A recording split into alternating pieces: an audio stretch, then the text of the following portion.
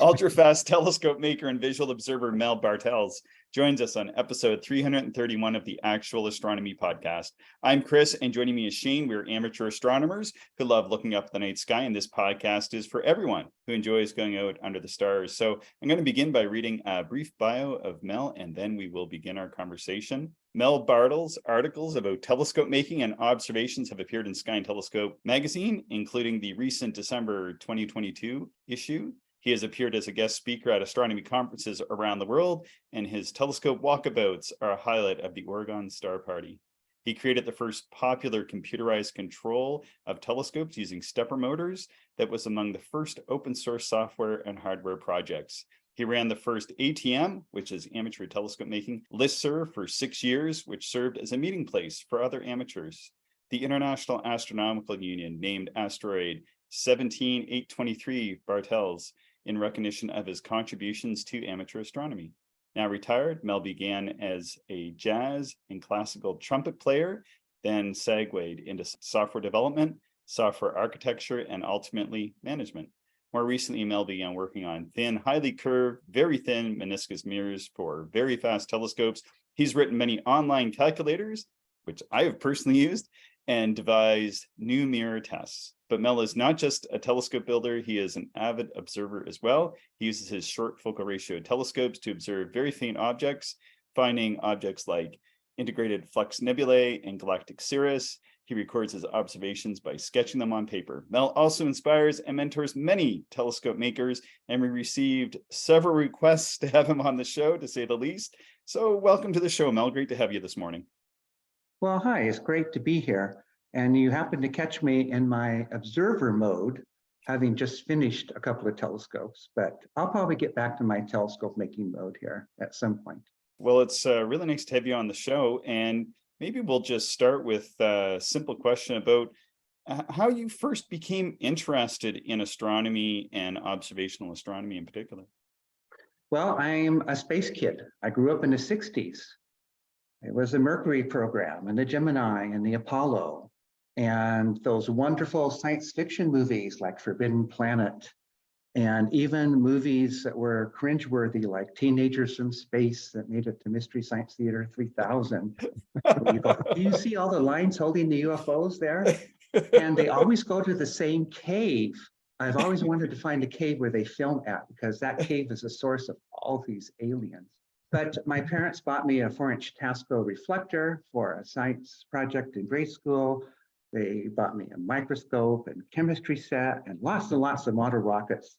Because, you know, when you launch rockets, they don't last very long. So you got to be building them all the time. And they took me to the downtown Portland, Oregon library, where I got to read all the books I wanted about rockets and space and telescopes. And I got to dream big. So it was a wonderful time. The other thing happening in the 60s was this huge diversity of innovation and ideas in telescopes. You go to a regional conference and there'd be scopes of all sorts of different creations and thoughts and so forth. So that was very inspiring too. So as to when I really became interested, I seem to have been born with this. I recall looking at the night sky as a kid, and I knew that those stars were suns, but they were so bright, they would just burn into my eye, and I would just keep looking and looking. And even today, when I look through a scope, I still have that sensation of these stars being just so intensely bright and awe-inspiring. So that's my start. Do you still build rockets, or did you build rockets like into your later years? I do. And if you look off there in the corner, okay, you can see some that have survived all these years. That's great. I also, as a child, did some model rocketry. My parents bought me some kits for Christmas presents. And occasionally I think, you know, I need to reinvigorate that hobby. I should probably get back into flying some rockets, but so far I haven't. Maybe one day soon. That Tasco, Mel, was that a reflector or was that a refractor? It was a reflector on an equatorial mount. Okay. Although our school did have this nice 4-inch Unitron refractor. But, you know, I read those Sam Brown All About Telescopes books, and lots of credits to Sam Brown. He was an incredible illustrator, but still, it was quite mysterious how to align the equatorial, and I I learned how to do all that. Although years later, I couldn't figure out why the stars were double tracking in the wrong direction. And it turned out I had lined the declination axis. So it's still confusing. And in fact, we had here in the local town one of these annual bring your scope in and we'll tune it up and show you how to use it. And I have to say the most perplexing issue that people faced was why do I have to align this part of the scope up toward a star we can't even see yet? So yeah, equatorial 4-inch Tasco reflector, and with a 20 millimeter and 8 millimeter eyepiece, and Mars looked very tiny. And I figured I could go in two directions. I could either say this hobby is impossible, or I could say I'm going to need a bigger telescope. So I went in the latter direction. It seems inevitable for all amateur astronomers at some point. Well, I must have been born with aperture fever too, because one of the reasons I got into making my own is that my parents on a blue collar salary could not afford the scopes I was really wanting. And you know, that 4-inch Tasco came with that 6x30 finder. And if you ever use those, you know how frustrating they can be. Mm-hmm. And in the back of the Edmund catalog in those years was this 8-inch, but it wasn't just the 8-inch aperture. It was that it came with an 8x50 finder. And I almost wanted that finder more than I wanted aperture. So I could finally find the stuff instead of spending all night trying to look for it. You know, the first time I found the ring, I found it right off the bat and I thought, okay, this is going to be really easy. I bring my family out, and of course this drifted out. And about an hour and a half later, after they'd all given up and gone back in to watch TV, I found it, but there was no one around when I shouted out, I found it again, you know. So yeah, finders matter too. Yeah, for sure. I have a 3-inch Tasco refractor from the 60s on the shelf behind me here. And probably the first thing I did was replace the finder with just a simple red dot, because yeah, those old ones were, you know, I think that was a 5x25 on this one, and it really didn't do anything. Right. So we have the red dot finder revolution. These things kind of taken for granted today, but when they happen, they really change the hobby. And I'd say we probably found twice as many objects as we ever could find before.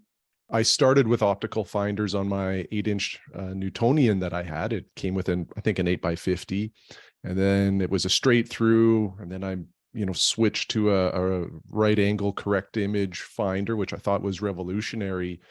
But then I put a Telrad on it, and that just changed everything for me. And now I really don't enjoy optical finders at all. I just prefer the red dot to get me kind of into the area that I want to be in, and then just to the eyepiece. But I suppose too, with refractors, with a wider field of view, that is a little easier to use that style or approach as well. Well, another issue too is that you get used to a scope, and then have aperture fever, you get the bigger scope, but it comes with a narrower field of view. Man, oh man, trying to find stuff, even though the field of view is just a little bit narrower, is just impossible. And you get frustrated because it doesn't take much to make it difficult. The other issue too is on the bigger scopes, you can't often get your eye right up against that Telrad finder. And so you have to stand back a bit. So, you have to get your eye position. And there are some new zero power finders out there that have much larger surfaces to look through, so you can actually stand back at the bottom of the scope and look up and see the circles projected into the sky. So that helps too. Mm-hmm. The other thing, it also changes how you find. So I do star hop, but most of the time I do asterism finding. I'll know ahead of time that there's this pentagram of stars, and 3 of them are aligned like this and 2 are bright, and I'll look for that in the sky, having just aimed approximately with my zero power finder until I get that in the eyepiece, and then I'll go, okay, I know the object's over here. So it can change how you search for objects too. But then I'm one of these people who spend 2 hours per object, so if I can just get there, I'm happy, and that's it.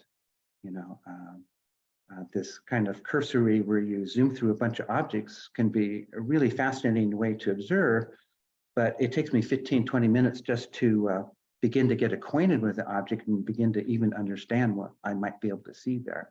So I've become a very slow observer. I want to touch on that, but maybe just to circle back to the beginning of that statement about, using red dots and some of the challenges with that. Do you ever use binoculars at the telescope to help you orient and find things in the sky?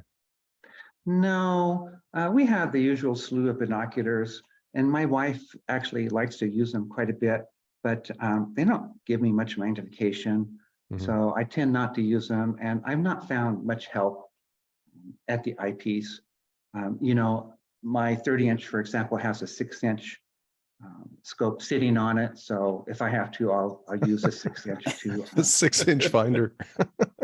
Well, so you have to stage up. On Steve Swayze's 40-inch, he had a 12-inch finder. And I always thought that he was like, well, you got to proportion these because otherwise, if it's too small, you can't find stuff when you're up on the 16-foot orchard ladder. But the other cool thing was that when you're standing in line waiting to go up the 16-foot ladder, you could look through this 12-inch, and that 12-inch was no slouch. So there's always that too. Yeah, that's fascinating. You mentioned the observing an object for extended periods of time. Do you feel that you sort of almost like a camera spend more acquisition time on an object that you start to bring in more detail, or is the time spent sketching? Or maybe just walk us through that a little bit if you don't mind, Mel. I'm quite interested in your style there. I seem to have slowed down as years have gone by. So one of the surprising aspects that just startled me so much was when I got into these fast, thin meniscus mirrors. And that first night, the views were transformative. I was seeing stuff I've never seen before. I started with the Pleiades because they thought, well, this would be an easy object to get the red dot finder aligned on. And I saw this smear in there around the edge of the field of view. And I thought, oh no, what's gone wrong with the scope that I just built? What's wrong with the mirror? But then I bumped the scope and the smear moved. And this transformation went on in my eye. And I suddenly became aware of the entire field of view from edge to edge. And I saw that the Pleiades was surrounded by this bubble of nebulosity. We discovered the Pleiades bubble. So I began to see that it was about the entire field of view, and that really slowed me down. For instance, around the dumbbell, there is interstellar medium or galactic cirrus. This is right there. You just have to see it. But I spent years and years looking at the dumbbell and didn't see it. So looking around and trying to purposefully see all that's there. But also when you sketch as a way to observe, you have to declare, does the nebulosity go there? Is it really bright here? Is it sharp edged over there? And it takes a lot of time to go and do that. I usually have to go back a second night to confirm and answer all these confusing questions I have. But the other is that I discovered that I was building the visual memories of these objects. And that when I would start looking at the object again, I would begin where I last left off. So in my mind, I have these memories of hundreds of thousands of objects. I can look at it and I go, okay, the ring nebula. I know what the central star looks like. I know the colorization around the edge, and I know that there's an outer ring and there's a galaxy off there. But it took a lot of years to observe and build up that image so that I could start from that point the next time. But even so, it takes a long time to reorient, to begin to see these things and get them in your mind. By the way, there's an interstellar medium, galactic cirrus going right by the ring too. Yeah, I'd never seen that before, but it's pretty obvious. So it just takes a while to consciously become aware of this. And then the other thing I like to do is move the scope a lot to build up a virtual picture that's far larger than the field of view. And as I look through the eyepiece, yes, I can see the field stop, but in my mind, I'm really picturing a much larger object that extends far beyond that. And I move the scope around to kind of refresh that and get that back into my mind. So all that takes a lot of time. And I'll do 2 objects a night. And that's the speed I go at. Yeah, thanks for sharing that, Mel. That's kind of reinvigorating in terms of looking at a number of objects that myself and I'm sure a number of our listeners are familiar with. You mentioned the ring. I think most amateur astronomers have looked at that many times, but probably more so just looking at the object of interest, right? Being the ring and not necessarily the field. And I really like that you said that, because there's often much more than just the object of interest in that field of view. So, trying to take all that in is a great approach. Right. And I enjoy walking over to people's scopes and saying, oh, what you on? And I go, what did you know? M15 has this galactic Cirrus IFN right next to it. And they'll go, oh, wow. And they'll go, that's really bright. And they'll go, how did I not notice that? And I'll go, how did I not notice it for 25 years? So there's so much to see. And even though we spend all this time looking at it, there's still more to see in that object. And so you come back to it. I come back to it with a different scope. The object looks different, or a different night. How many times have we gone out and observed, and then when we finally get that night of superb transparency, which happens quite infrequently, but somehow it sticks in our mind. And I don't advocate observing or building scopes for that one really rare night, but when it does, you just really remember that. And it just becomes this, wow, I had no idea the object looked like this. And I sure hope I have a visual memory of that. And I sketched it to help remember my memory of that, because I'm not going to see that like that again for maybe years to come. So I don't know if this is a fair question, Mel, but I'm going to ask it anyway. Do you find yourself looking at, say, new objects that you haven't looked at before, or do you find yourself gravitating more towards, I'll keep using the ring example, an object you've looked at many times, but trying to take in things maybe you just haven't noticed within the field or within the object? right. So earlier I mentioned that I'm in observing mode right now because I finished my scope projects, but I'll be back in the telescope making mode.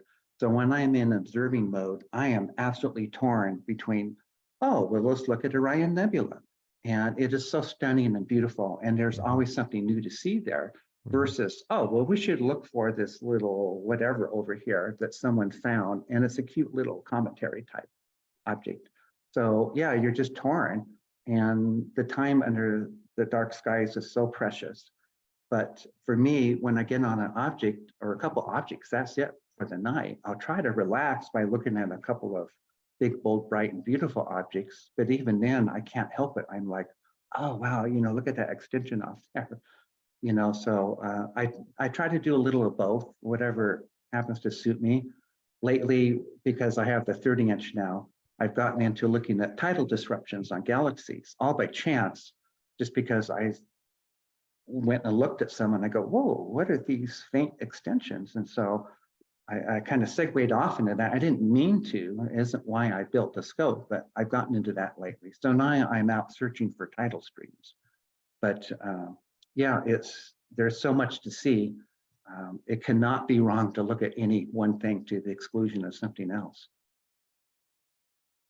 I really like the idea for the sort of juxtaposition that you built fast telescopes and then began slow observing with the fast telescopes. It's a really nice picture. Well, I never thought of that. That's interesting. I was afraid I'm just getting older and slowing down. You're just getting started. But there is a place for these cursories. One of the great nights of observing was the night we saw 100 globular clusters. And we probably only saw 50, but it was the first digital semicircles that came out. And they came from Roger Tuttle. And we attached it to a 14-inch. And we go, well, how can we use these? Well, this is width through all the globular clusters in Sagittarius and so forth that we could possibly see. And as we did that, and we just went bang, bang, bang, bang, we began to see this incredible contrast of condensation, the number of stars and patterns of the brighter stars and colors and sizes. And we kind of, looked at each other as much as you can in the dark, and we went back to the eyepiece. And by the end of the evening, you just got this impression of the tremendous variety of globulars in the sky that you wouldn't have gotten any other way. So when I finally did see Omega Centauri in the big scope in southern skies, it extended way beyond the field of view. It was like, okay, I've seen hundreds of globulars. I know that this is a globular beyond globulars. And now we actually know from astronomers that some of these globulars are from other galaxies that have merged with our own Milky Way billions of years ago. For instance, I was just reading that Messier 2, it actually came from another galaxy. So we could add that dimension to it too. So I'm a fan of doing these comparison, quick survey type stuff from time to time too. That could be a lot of fun also. But I don't particularly build up a visual memory of the objects. So I always tend to go back and do that slow observing again. Yeah, I got to admit that I've kind of learned this as well. I went out about 3 weeks ago now during the last, not the previous new moon, but the new moon prior. And I decided I was going to observe, I think, 10 objects up in Leo. And I ended up getting 3 sketches off, I think. And that was it. I was just done after 3 objects and 3 hours. I was just done. So. And it's tiring mentally. Yeah. I always have a bigger list than I can possibly accomplish. And I used to get frustrated. I have a list of 6 objects and I only got to see 2. But I've learned that that's the pace I go at.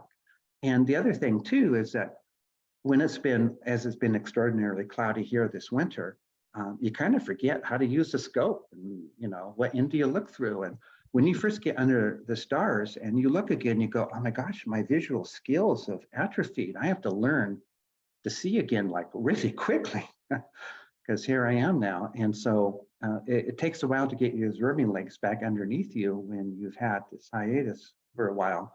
So there's always that time too, to kind of get your eye brain going again and get zeroed in on the ability to see whatever it is, faint stuff or faint stars or big stuff or whatever. So there's always that reacquainting aspect that goes on too. I'm thinking maybe we can, are you folks ready to move on to the telescope making portion of the conversation, or did you have any other questions about things, Shane, before we move on to that part? Yeah, telescope building. Let's talk about that.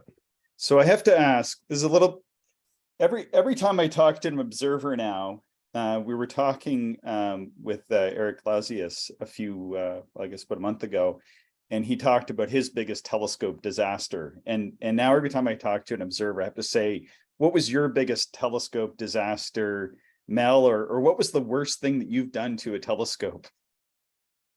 Yeah, so I may have dropped a piece of glass once or twice, but probably the worst thing you could do to a telescope is leave it neglected. And I feel so bad because I build telescopes. I build them slowly, but they do pile up. And, there's this beautiful 10-inch f2.7 behind me. I haven't used it since I completed the 16-inch f2.9, which I built as an intermediate scope after I built the 30, kind of practicing and working more on these thin, really fast mirrors to gain skill before I try to leap up and do the 42s that are sitting right behind me. And so, yeah, neglecting scopes. So I try to get them into the hands of amateurs who appreciate them and use them. But, when a scope sits there neglected in the corner, it's kind of a sad thing. Yeah.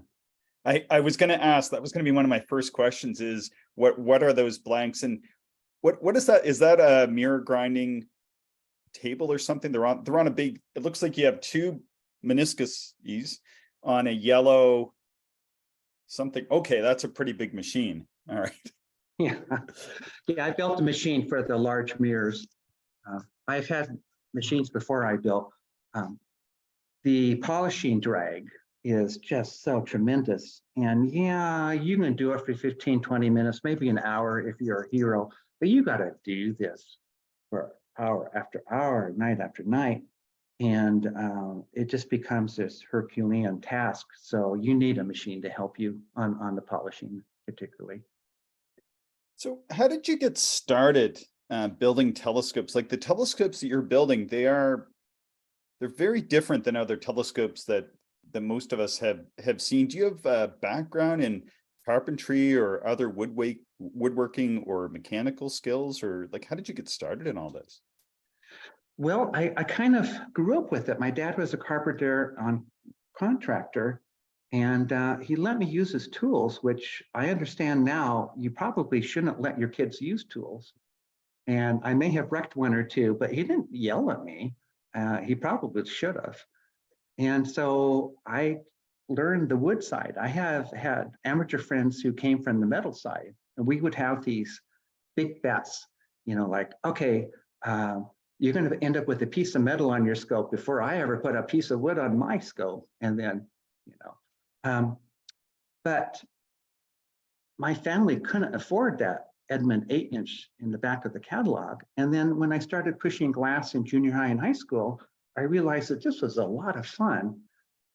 It's hard to explain. It's something about your hands and the feel of the glass and the sound when you're in fine grinding of this just beautiful, smooth, quiet action going on. And then when you go into polishing and parabolizing, it becomes this mental exercise of getting the glass just right to a couple millionths of an inch. And so you have this tremendous satisfaction physically from your hands and then your brain. And then you use this glass and you build a scope around it and you go out and you look through that. So it's a feeling that's hard to find words for, but it's immensely satisfying to go and look. And then when you do that, you see, oh, I want to do more of this. And maybe it's more aperture, or maybe, you know what, this scope needs to be lighter because this is getting dry carrying it out. So you have the capability to refine that scope. And at some point, you have to give up refining that scope and just simply start building another one. And so as time goes on, you tend to go off on unique pathways that you travel based on this feedback from observing and sketching, because I sketch to observe. It helps me see the object more, and it brings back visual memories. My sketches are not works of art. They're designed to help me observe. And so I built these scopes and I observe and I go, okay, I want more of that. So I'll build the next scope to be more of that. And as time goes on, you find yourself drifting off in unique circles. But that's what it takes to give me the views I want. And like I say, it's very satisfying to do that. Now that's at the end point. When you're in the middle and you're having to go back to spherical because you got a turned edge again, or you over parabolized. Or the worst ever, I cut this piece of wood 6 times before I measured it right. And I just couldn't believe it. I'm sitting there with the tape measure in my hand. It's 2.5 inches. What is wrong with marking 2.5? But I would mark it 3.5 or inch. I just was not a good day. So that part could be very frustrating. And I have no patience. And so it gets to be this struggle, But you come out the other side all glorious, and the harps are strumming and everything, and you get to look through it. But then as you look and you observe and you enjoy that, and people come over and go, wow, that's a great view. Pretty soon that little whatever on your shoulder is saying, you should build another scope pretty soon. You have forgotten about all the things that could go wrong and all the frustrations happened to you. You don't remember any of that, and you go, yeah, I don't remember any of that. And then, of course, when you get into it, you go, oh, yeah, I remember all of this. The glass devil. Yeah, but as time goes on, I just have gone off in really unique directions, just each time out of necessity. Like I do wired spiders, and I do these hyper thin meniscus mirrors now. And I do these really lightweight telescopes made from 1/4-inch Baltic birch plywood.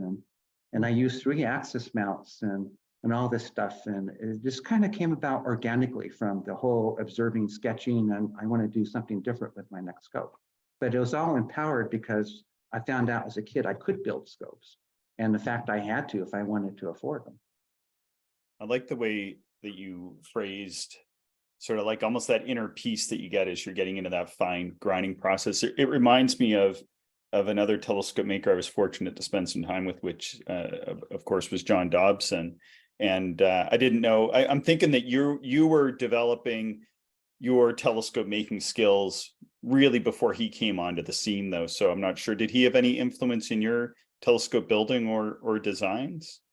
Now, I want people to know that this is not a setup question. You're asking that innocently. Yeah, I am. Okay. This should be good. So profoundly changed my life. I still can't believe it.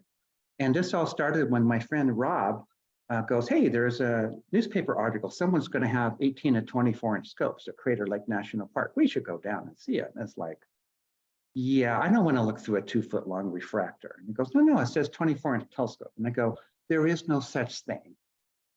It cannot possibly be. Newspapers they're full of mistakes. Go, no, we should go. So we go down there and we finally round a corner, spectacular scenery.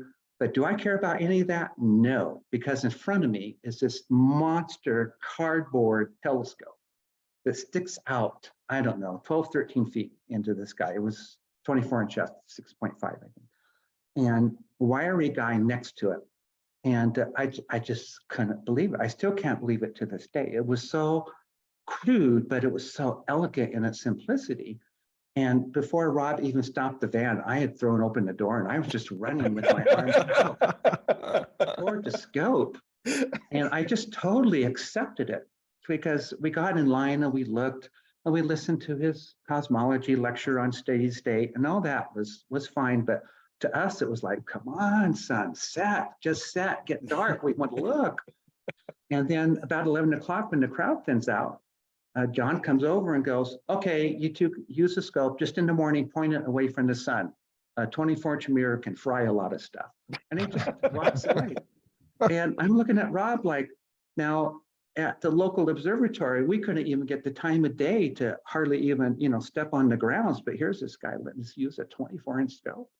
And speaking of visual memory, the first object we looked at was M103. And I still have this memory of the stunning view. The stars were sharp and pinpoint, and the colors were incredible. Now that's the open cluster up in Cassiopeia, correct? Yes, yeah. And it fit perfectly into this field of view. And so, all the way home, I say, I got to have a 24. I got to have a 24. And Rob pulled over once and said, you're just going to have to get home on your own because I'm not going to listen to you talk like this. We've got 3 hours of drive time. And so I tell you, a year later, though, I had that 24-inch Corning piece of glass and I was grinding it and it just changed my life. I just accepted, but it was such a different way. We had to learn how to build telescopes. How should I say this? Precisely imprecise, because there was a lot of elegance in Dobson's design. And at first we would try to add too much precision in, and that isn't what John was about. It's like, well, where are the adjustments on your scope? And John would say, scope doesn't need adjustments.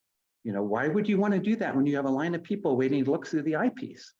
And go, oh, okay, well, that makes sense. How do you make a scope without adjustments? And he goes, well, like this. And so it took time to learn how to make a precisely imprecise telescope. But it was a profound impact on me, and my life has never been the same because, if I had aperture fever lusting after an 8-inch, well, now, it was over, right? It was just over. It was over, and it was fatal.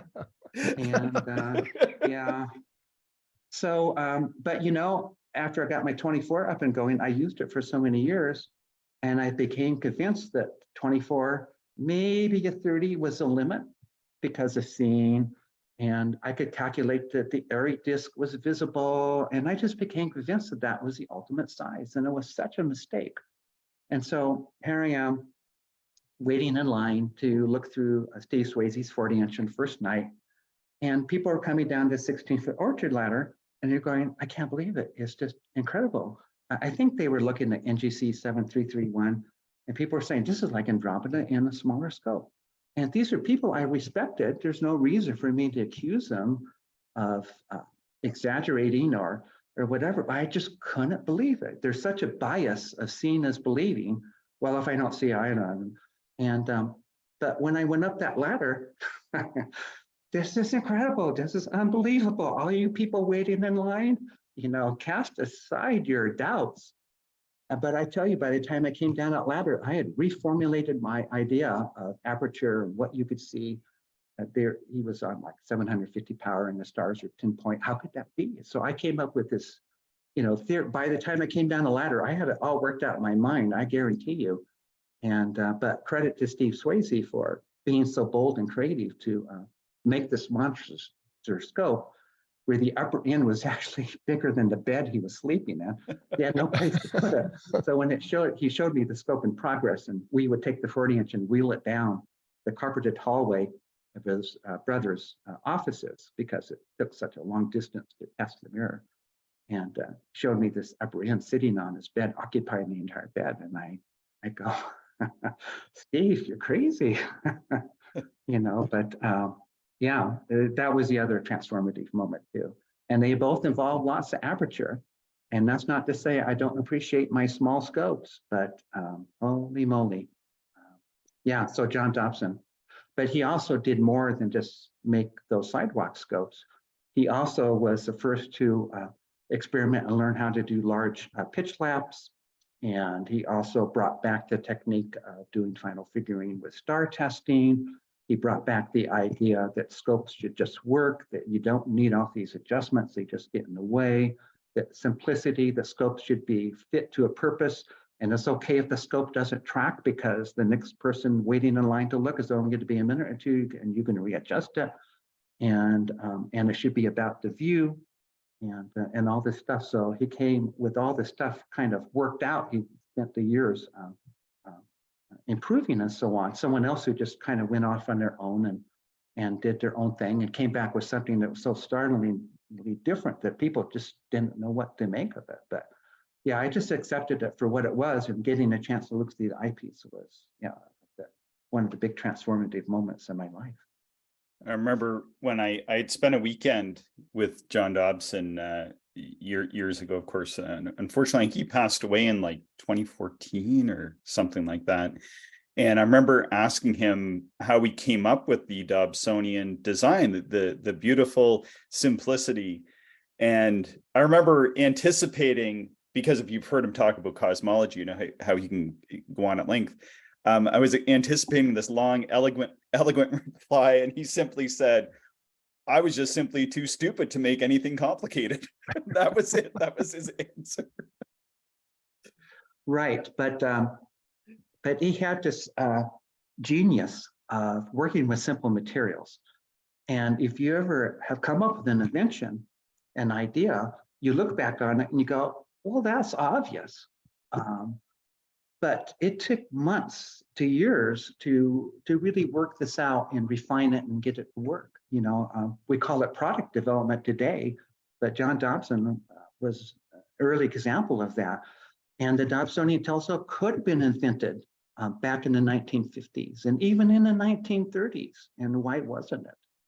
Well, we could discuss that. Maybe it was someone like a John Dobson who come along and was so constrained by his financial impositions and what he was trying to do. And he really just wanted to see the universe. And he didn't really think that the metal scopes of the era, as wonderful and refined as they were what he was really trying to get at. And he found this glass and he experimented with it, and it shouldn't have worked, but it did.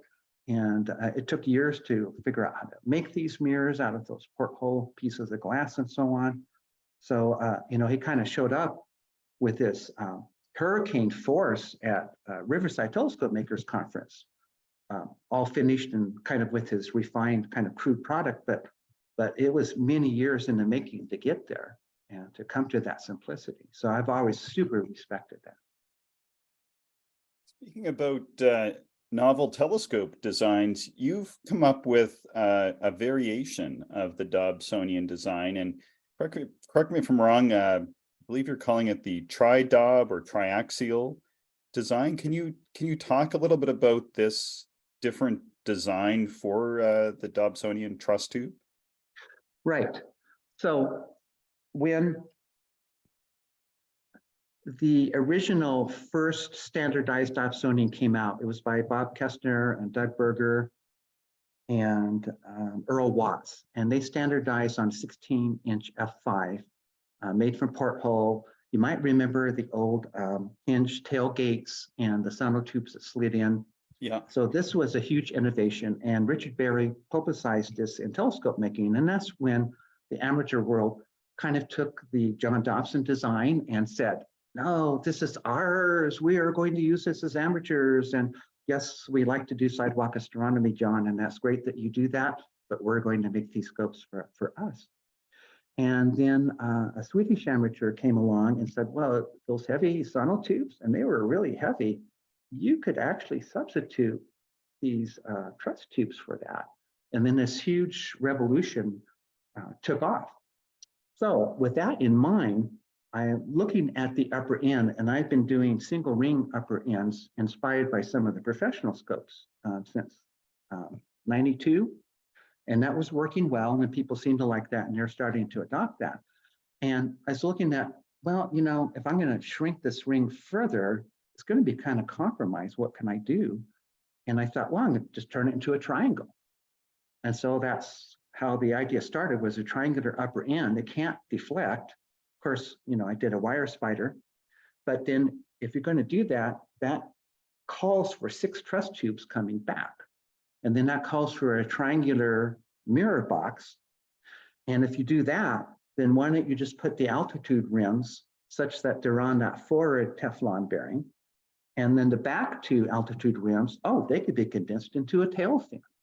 And that preserves this idea of triangles all the way through the design. And I maintain that good designs are ones that are beautiful in kind of a way that we can't come up with words. I don't mean polished metal or highly stained wood. I'm talking about something that you look at, like the Palomar 200-inch, that's beautiful. And everyone goes, yeah, that's a powerful looking, beautiful scope. So this tri-dot design came along as a result of working on these triangles. And then later I got a chance at the Apache Point National Observatory to crawl around in a 3.5 meter scope. And guess what? They have a single tail fin in the back. So it's, you know, it's an idea that, you know, has come up in the professional world too. So that's how the design came. And then I thought, oh, I can fold the altitude bearings. And it just lent to this really lightweight structure that came along with lots of added benefits. So that's how that one came about.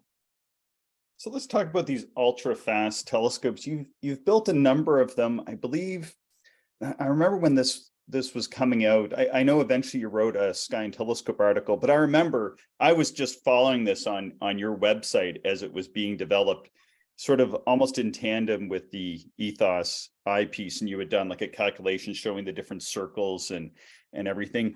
I was really surprised. So you kind of started, I think, with a 13 odd inch, and then went to a 6 and a 10 and different sizes like that before kind of scaling up. Can you tell us about, like, why would you make really small fast telescopes when essentially a 6-inch f2.7 isn't a whole heck of a lot smaller than a 6-inch f5, and like your whole design philosophy around building these small fast and then progressively larger fast instruments?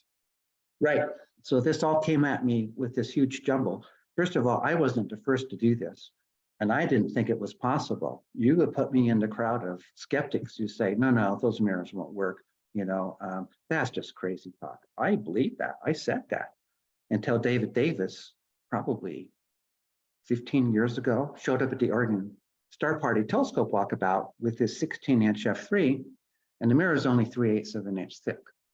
And of course, knowing David and my experience with Steve Swayze, when someone who I really respect says, you know, there's something here, this works, you should take a look. So I took a look and I couldn't believe it. There's no astigmatism in this image. And I looked at David and you go, how did you do this? And he goes, well, it was easy and it was really hard. And so I thought, okay, well, I'm going to have to do this too.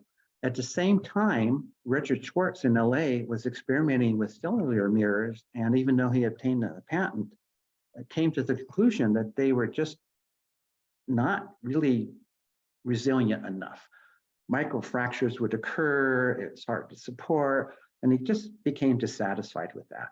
And he said, you know, I have this curved front plate, you know, 13-inch. Do you want it? And they go, sure, send it to me. I was going to turn it into a cancer grain. And then at the same time in France, Frederick G sent me an email saying, hey, we're experimenting with these F3 telescopes, and with a coma corrector, they actually work. And I really respect him. He's a serious observer. And if he says the stars are okay in the field, even though I can't believe it, I respect that. And I know it's to be true.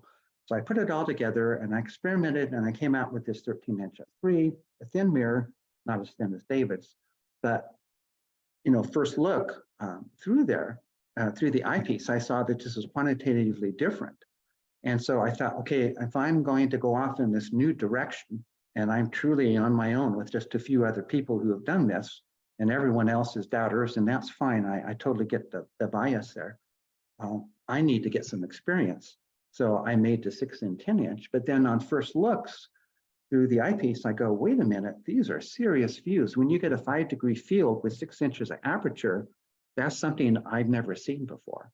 So it's not so much that the scopes are small, it's that the light throughput into your eye is so maximized across this monster field. And then I began to realize, oh yeah, there's all these dozens to hundreds of beautiful wide field objects that people just don't know much about. Like, do you know that there is a ring of Betelgeuse out there? A dark ring that surrounds it is one of the most amazing sights, but it takes like a 5-degree telescope to see this with decent aperture. So I began realizing that here, this was a case where aperture didn't matter so much, but it was a combination of the coma correctors and wide field eyepieces and the knowledge. And of course, I had to go out and invent mirror tests for all this too. And but I did all this in preparation for going bigger. At the same time, there's this group called the Alt-As Initiative, founded by Russ Genet, Richard Berry, Howard Bandage, Dan Gray, and myself. The idea was to figure out a way to break through and get to that 1 to 2 meter scope in some way that amateurs could do and professionals could afford, because small institutions are desperate for small observatories to attract students to their colleges, but also just for research time for their astronomers. So this was all coalescing into this. So I thought I'd try these mirrors and just see how far I could get with them before, because surely they will fail at some point. The scaling isn't in your favor. And so that's been the path I've been on for many years now, because it does take a long time to make these mirrors and scopes and then see how they work and refine them and so on and so forth. You sort of mentioned something here I want to drill down on, because we touched on it when we were emailing. And when I was having a beer with Peter Becure last week, he also mentioned it. So when we emailed, you mentioned designing your scopes for maximum étendue and resolution. And Peter also mentioned this philosophy for your design. And so I had to look this up. I didn't know what étendue was. It says this is like according to Wikipedia's Grand Dictionary, is a property of light in an optical system which characterizes how spread out the light isn't in an area and angle. Can you talk about how this works with the eyepiece and seeing those large objects? Right. So étendue is something that's well known in professional circles, but somehow doesn't penetrate into the amateur world. And I was searching for an explanation post hoc of how these scopes are giving me these new views I've never had before. Plus what I mentioned earlier, they're getting me to, for the first time, to really look across the field of view and see stuff I haven't seen before. So what's the explanation for this? Well, I eventually came to realize it was simply light throughput. But okay, so what does that mean? Well, if you have a big wide field of view, you can get that object in there and it'll be larger in apparent size. Won't you see more in the Orion Nebula if it's twice as big in apparent size in the eyepiece? So you get these monster eyepiece fields of view. And so what are we going to do then? Well, we've got to pump up that field with all the light that we possibly can. And you're going to do that by squeezing in as much aperture as you can possibly dare for that focal length. So I have come to see scopes as focal length first, and then fill it up with as much aperture as you dare. and then put on a low power wide field eyepiece for those high end to do views. That's not to say that I don't use these eyepieces and scopes at high power. I do, but the real thrill, what's new about them are these expansive low power fields. And it just starts with making the object as big as possible in apparent size, and then filling up that field of view with as much aperture as you dare that you think you can pull off in the mirror. So the reason that I have the 6 and 10 and 16 and 30 is because I want different fields of view. 5 degrees to 3 degrees to 2 degrees and a 1 degree on a 30-inch. And yes, I do use a 30-inch at high power, but I use a 6 at low power. And then if I want higher power, why would I go to higher power on a 6 when I could pull out to 16? And for instance, on the Pleiades with a 6-inch, I get the entire Pleiades bubble in there. That's the unique view. If I go to the 16, I can't see the entire bubble, but I can't get all the stars in there. And there's a lot to see there, and that's a beautiful view. But if I go to the 30, now I don't get all the Pleiades in anymore. But I do see those streaky striations that you can see in digital images. And that is an astonishing view with the 30-inch. But it's low power on a 6, low power on a 16, low power on a 30. And then only then do I go to high power on a 30 because I don't have that 60-inch scope yet. I'm not Mike Clemens in Salt Lake City with his 70-inch as much as I would like to be. Yeah, I've seen that. That video is ridiculous. Right. And I love his touch with the American flag hanging off the end and everything. He is such a marvelous telescope maker, and he's such a wonderful person. But I don't have that scope. So then I go off into what I call eyepiece mode for high power. So, I pick the magnification that's appropriate, but yeah, most of the time as I step up in aperture, because I built this sequence of scopes, I do low power until I get to the biggest aperture. So that's how Into 2 works. And if you take a look, we were talking about the Ring Nebula earlier, what scope size would be ideal for the ring, well, it's like a 200-inch, so you go, oh my gosh, I need aperture and aperture. So this gets back to what some of my friends and I have been working on for many years, is trying to figure out how to get more aperture. But in the end, my 30-inch scope is only an 81-inch focal length scope. It's just an 81-inch. It's a C8, but with lots of aperture. So I mean, the focal length still with your eyepiece sets the magnifications. So it's not like a 30-inch f5, it's a different kind of scope. My scope will struggle to get to those higher magnifications. I don't miss that because of seeing and because I can get to medium and relatively high power. I just can't get to those extreme high powers so easily anymore. But then it's an 81-inch focal length scope that just happens to have a 30-inch mirror. So that's how I look at it. And that's why these views, to me, I've not had before, and they're worth pursuing by building these scopes. Rather than swapping eyepieces, swap telescopes. I like that approach. Well, yeah. And so here's the other thing. How much do one of these high-end eyepieces cost? They're approaching $1,000 US. Well, for $1,000 US, I built a 16-inch, and most of that money was in the secondary. For $2,000, I built the 30-inch, and most of that money was in the secondary. So you can trade in one of these eyepieces and build one of these scopes. To me, that's a pretty sweet deal. I didn't realize it was, I didn't know the cost of this, Mel. So that's very interesting. That's a very motivating factor to build one for sure. Maybe we can just, we just have a few minutes left, Mel. Maybe we can just touch a little bit on the sketching. During our correspondence, you mentioned having created over 1,000 sketches, and just curious, have you always sketched, and or have sketches simply complemented your observing logs? So going back as a kid, I have in a box some sketches I made as a little kid, little type, kindergartner and second grader and fourth grader. Apparently, I've been drawing rockets and spaceships and sailing ships and submarines from way back when. And luckily, this is a podcast, so I can't show people, but they're pretty crude, pretty laughable. There's no skill there. Although I did win an art contest in 6th grade, apparently. But yeah, for some reason, I just got into drawing. And then remember when I was a kid and I was at the downtown library, and I came across some of John Herschel's pictures or sketches, like of the Orion. And it was so methodically done, and everything was triangulated, and it was just so beautiful with this charcoal on paper. I thought, oh, I want to do this, because it was just beautiful in its own way. So I began drawing too. And then as soon as I began drawing the die piece, I realized, oh, this is helping me observe and see things. Of course, I got to slow down because that's just who I am. But so I have to trade one for the other. So I've always been drawing and sketching. The other big thing that's happened is that, in the light of the next morning, that your sketch rarely looks as good as it looked through the eyepiece. Yeah.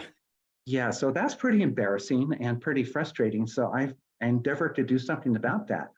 So I realized I was building the visual memory of these objects. And so I just, at most, with a ballpoint pen under the dimmest of red light, make some scratches on a piece of paper, but mostly it's visual memory.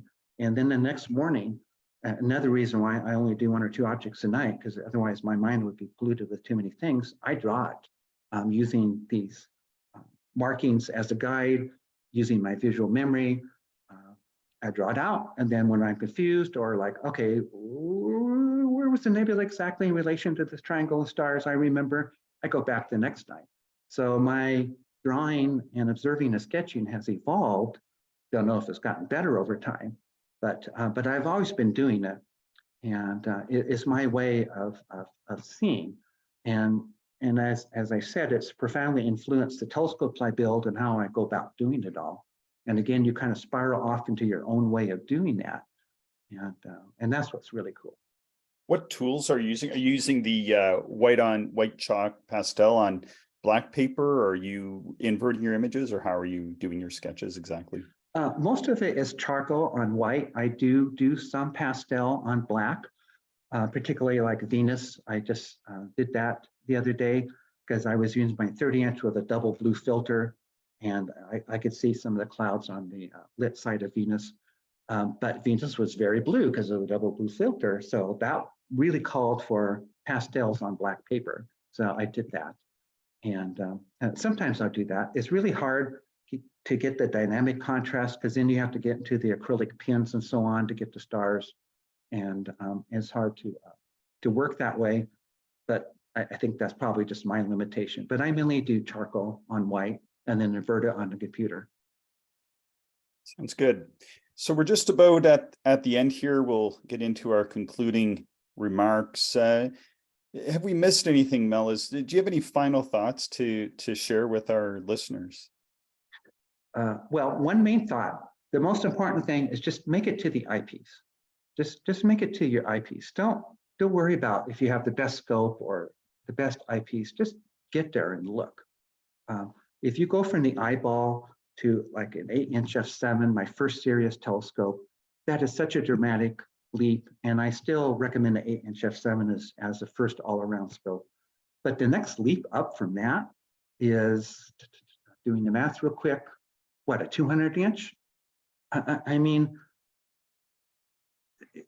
it's okay to have that 8-inch. It will fill you for the rest of your life. You don't need that 10 or 12-inch. Just make it to the eyepiece. If you have aperture fever, like I do, then sure, go build scopes and have fun doing that. But the most important thing of all is just make it to the eyepiece and look. You're going to be limited by what the gods of the sky give you, in terms of seeing and transparency. And you don't have control over that. So you just go and make the best of it. But you got to get out there to the eyepiece and look. If you're making that telescope, you got to make it to the mirror and start pushing glass. So just get out there and do something. Somebody wants to start building telescopes sort of in this vein.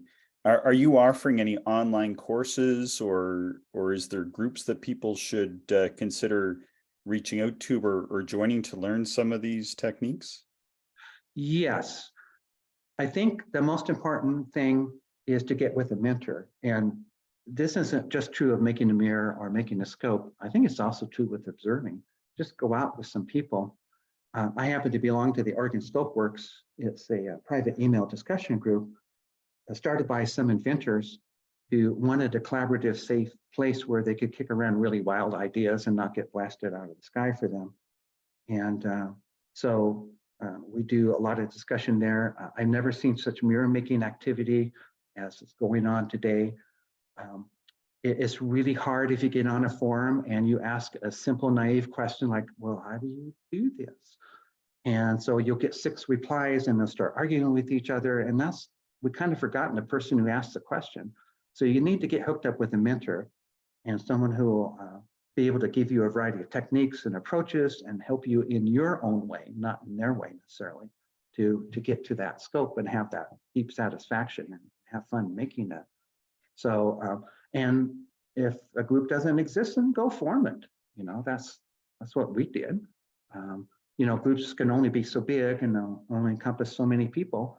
And so go out there and start an island and people will start glomming onto this island and make it a center of self-learning. You know, we don't know as much as we think we do often. And the main thing is to go out and do it. Make it to the eyepiece, make it to the piece of glass, make it to your table saw. That's what really counts. So your website is bbastrodesigns.com. Is that the best way for people to follow you and stay up to date on your telescope building and all that? You have a lot of resources on there. I'll put it that way, like those calculators and everything. It's a good place for people to go. Yeah, I think I overshare. Never. You know, you just want to, you're by yourself and you see something and you just want to yell, come on, look at this. And you realize that maybe it's a raccoon and bear. And, you know, they're probably not that interested in the eyepiece. But yeah, so you just want to share this stuff. And so I've created all this stuff I use for myself, and then maybe other people will find useful. It's okay either way. But yeah, they can go to there and see what I'm doing. But you know, I'm just one person and I move kind of slow. But there's a lot of really exciting stuff going on in the telescope making and observing and sketching world. And there's just wonderful people out there doing this. You just have to kind of track them down and find them. And find there's such a variety and really interesting, cool people from all walks of life excited by this. I really like the way you put that. Shane, do you have anything to add? No, nothing at all. Thank you very much, Mel. It was great meeting you, and this was a great discussion. I really enjoyed it. Yeah, the best thing is you two are so far away. If we can ever get together and observe. Now, from my selfish viewpoint, you two should come to the Oregon Star Party sometime. I think we so. should. I agree with that, actually. Yep. You know, make a wild road trip and make a movie out of it or something. Well, thanks so much, Mel. We really appreciate having you on. Thanks to the listeners for listening and for your support. We encourage people to follow Mel and subscribe to our show and share it with any other stargazers you know. Thanks for listening. You can always reach us at actualastronomy@gmail.com.